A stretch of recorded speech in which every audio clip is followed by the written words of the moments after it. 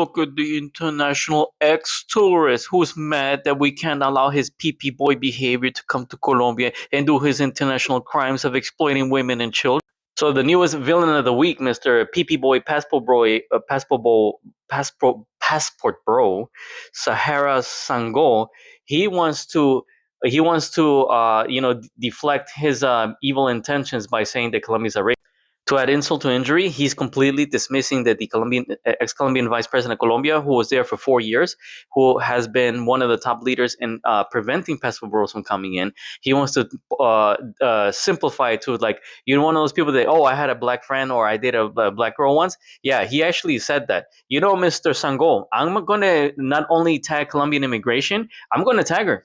And I'm going to give you a lesson in political history here, in social political history. Before she became the vice president of Colombia, she was an Afro-Colombian activist defending indigenous peoples and defending the environment and also defending Afro-Colombians. She's even faced 2 attacks with a grenade and with pew-pews. I'm not kidding. She actually survived attacks, okay? The vice president of Colombia, Ms. Francia Marquez Mina.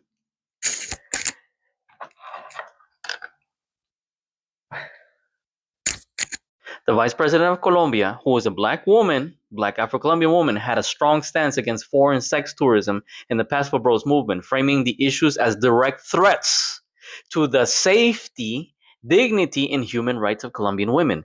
And as vice president and minister of equality and equity, she actively combated the commodification of local communities. Once again, the vice president of Colombia considered the Passport Bro movement as being issues that are direct threats to the safety, dignity, and human rights of Colombian women. Marquez explicitly condemned foreign sex tourism, aka passport bros, emphasizing that Colombia would not allow women to be treated commodities for the wealthy individual international travelers, aka passport sex tourists. She publicly stated that the country did not want or needed this type of tourism. Oh, she was responsible for these guys that you see being here arrested and put their face all over the internet and on the passport. Go ahead. As usual, the Passport Bro movement dismisses black women for whatever reason, whether they be from the North America or from South America. And it says here, let's look at her stance. Aggressive border enforcement. Under her administration's mandate of the black Afro-Colombian vice president of Colombia for the last 4 years, Migration Colombia aggressively tightened airport security and vetting procedures.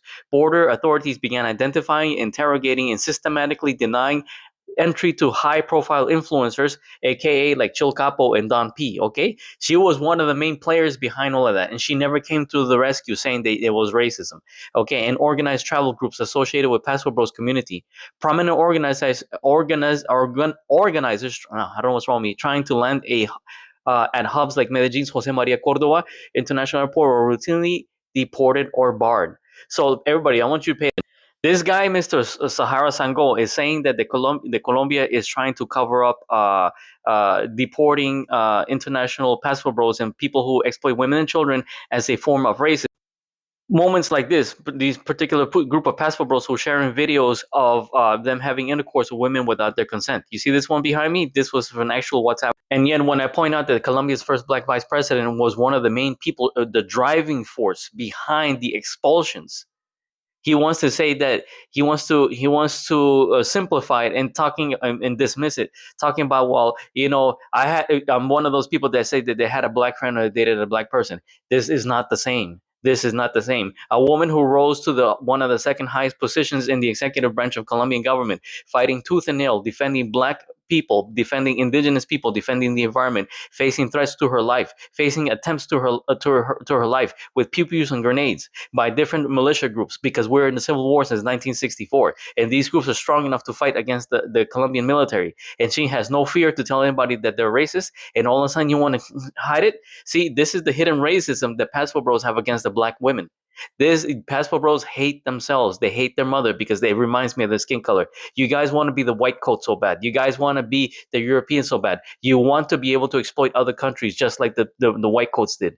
This is not the 1500s. That has long gone. Everybody has internet. Even the women in the Amazon in Colombia have internet, and they're doing TikTok videos. And people in the Amazon and people in the desert and people in the jungles are seeing who these passport bros are. Your name is tarnished. And I'm going to make sure that she gets tagged, and I'm going to make sure the Colombian immigration views my video. I'm going to tag them as well so they can see your face, okay, and be on alert that you are not allowed in Colombia anymore.